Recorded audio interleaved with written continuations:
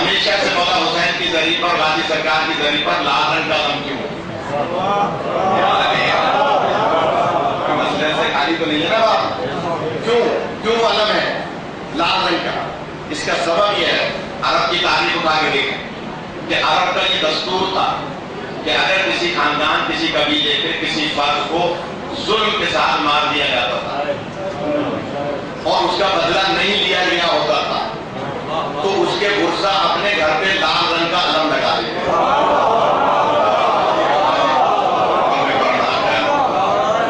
اس کے ورثہ اپنے گھر پہ لال رنگ کا علم لگا دیتے تھے تاکہ گزرنے والے عرب کے تاریخ داں کو پتہ چل جائے کہ اس گھر میں رہنے والے کسی کو مظلوماً مارا گیا ہے اور اس کا کوئی وارث ابھی بدلہ لے گا۔ یہ مولا حسین کی زری پر لال رنگ کا علم بدل رہا ہے کہ وارث حسین ابھی آ کر بدلہ لے گا۔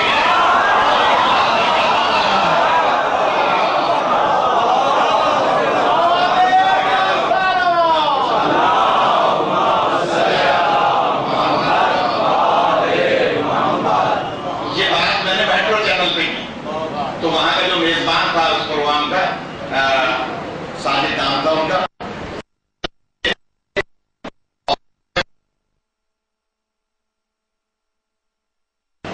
تو میں نے کہا صاحب واقعہ 1400 سال پہلے ہوا ہے، کہہ رہے ہم نے سنا ہے کسی حضرت مختار نامی شخص نے بدلہ لے لیا تھا اور ہم نے یہ بھی سنا ہے کہ اس مختار نامی شخص نے نعوذ باللہ نبوت کا بھی دعویٰ کیا تھا۔ اور یہ اب یہ چینل پہ بات کرتے ہیں، انہیں نہیں پتا تھا کہ سامنے رہتے ہوئے بھی دروازہ اہل بیت پر جھاڑو دینے والا اس نے یعنی گریز لیتے ہوئے زمانہ الفاظ میں جناب مختار کو نعوذ باللہ یہ ثابت کر دیا کہ انہوں نے کوئی نبوت کا دعویٰ کیا تھا۔ میں نے کہا صاحب یہ تو میں بعد میں عرض کرتا ہوں کہ کون بدلہ لے گا، پہلے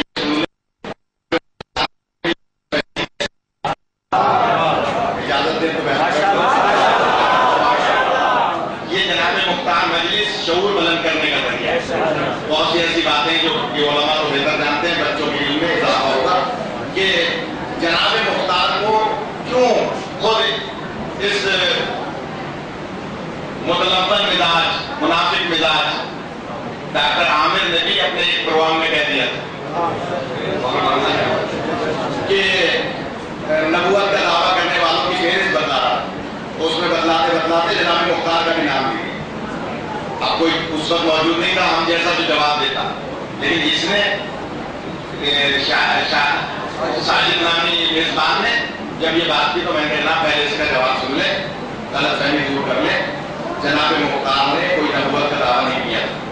جب میری تاریخ میں ملتا ہے ہم اختلاف میں تو نہیں پڑھ سکتے، میں کہیں پڑھنا چاہیے۔ آپ کے بقول جب تک اختلاف نہیں ہوگا تو حق بات کیسے سامنے یہ آپ ہی نے ایک پروگرام میں کہا تھا تو کہیں گے ہاں میں نے کہا تو تھا، میں نے کہا سنیے پھر جناب مختار نے نبوت کا دعویٰ نہیں کیا تھا۔ غلط فہمی کیسے پیدا ہوئی کہ جب جناب مختار کا سپہ سالار شام کو آ کر رپورٹ دیتا تھا اور حضرت مختار سے انعام و اکرام لیتا تھا تو جناب مختار سے پوچھتا تھا کہ اور کیا حکم ہے، تو جو بننے کا خدا یہ بیچ میں بات یاد آ گئی، بچے غور کریں ضروری ہے۔ تو جناب مختار سے پوچھتا تھا کہ بتائیے کہ اب ہمارے لیے حکم کیا ہے، حضرت مختار فرماتے تھے کہ فلاں گاؤں میں کربلا کے فلاں شہید کا قاتل چھپا ہوا ہے اور تم جا کر اس کو گرفتار کرو اور قتل کرو، اگر وہ جنگ کرے تو وہیں مار دو ورنہ گرفتار کر کے یہاں لے آؤ جہاں اس کو قتل کیا جائے۔ وہ سپہ سالار جا کر اس گاؤں میں چھاپا ڈالتا تھا تو واقعی وہ وہاں چھپا ہوا ہوتا تھا۔ دوسرے دن پوچھتے تھے، کہتے تھے فلاں قاتل فلاں جگہ چھپا ہوا ہے، وہ جاتے تھے اور جا کر چھاپا ڈالتے تھے اور پکڑا جاتا تھا اور قتل ہو جاتا تھا۔ اس سپہ سالار نے ایک مرتبہ پوچھا کہ سردار ہم جب آپ سے پوچھتے ہیں آپ بتاتے ہیں فلاں فلاں جگہ چھپا ہوا ہے، فلاں فلاں جگہ چھپا ہوا ہے، آپ بتلاتے ہیں اور وہ وہاں چھپا ہوا ہوتا ہے اور گرفتار ہو جاتا ہے، تو آپ کو یہ بتلاتا کون ہے؟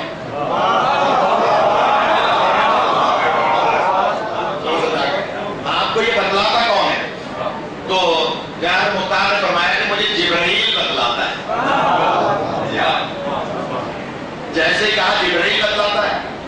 تو یہ سپہ سالار تھا، حاکم کے سامنے، سردار کے سامنے زیادہ بولا نہیں، اور باہر نکل کے سپاہیوں میں بات عام کر دی کہ جناب مختار میں تو وہی آتی ہے، حالانکہ انہوں نے وہی کا ذکر نہیں کیا تھا، انہوں نے کہا تھا مجھے جبرائیل بتلاتا ہے، اور اس نے یہ بات جا کر عام کر دی، سپاہیوں سے اور عام لوگوں تک پہنچی، دشمنان اہل بیت تک پہنچی، اور انہوں نے تاریخ میں لکھ دیا کہ مختار نے دعویٰ کیا تھا نبوت کا، اس لیے کہ ان پہ وحی نازل ہوتی، حالانکہ وہ ان کے تاریخ میں نہیں دکھلا سکتے مستند کہ آپ نے کوئی یہ کہا ہو کہ ان پہ وحی نازل ہوتی، انہوں نے کہا تھا مجھے جبرائیل بتاتا ہے۔ بعد میں جب علماء نے تحقیق کی تو پتہ چلا کہ حضرت مختار نے خفیہ ایجنسی بنائی تھی، یہ خفیہ ایجنسی بنائی تھی جس کے سربراہ کا نام جبرائیل تھا۔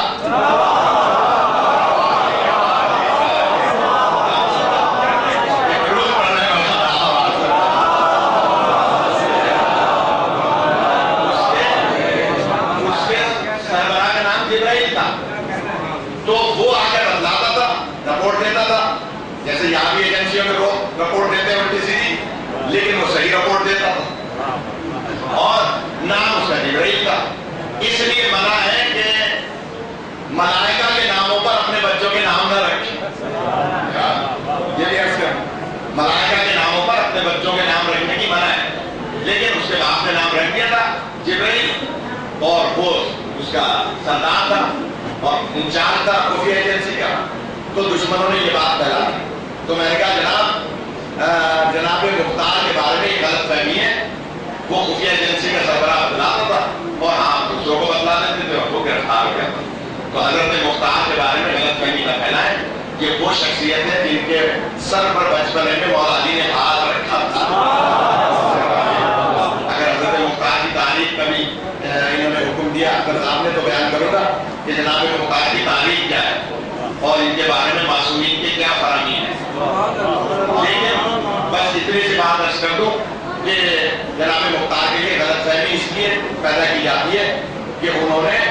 ان لوگوں کو آشکار کیا تھا کہ جو سقیفے سے لے کے کربلا تک چھپے ہوئے تھے،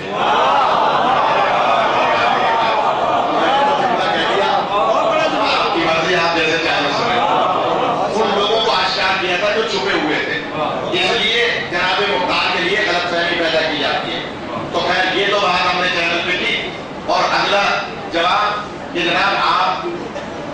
کیا اس میں اعتراض قائم کیا تھا؟ ہر سال آپ ماتم کیوں کرتے ہیں؟ تو ہم نے کہا اس لیے ماتم کرتے ہیں کہ جب تک کربلا والوں کا بدلہ نہیں لیا جائے گا یہ ماتم ہو رہا ہے۔ تو اس نے کہا وہ بھی شہید ہو گئے، یہ بھی مر گئے، بدلہ کون لے گا اور کس سے لے گا؟ تو میں نے کہا جناب اسلام کے بنیادی عقائد میں 3 عقیدے ہیں، معراج جسمانی،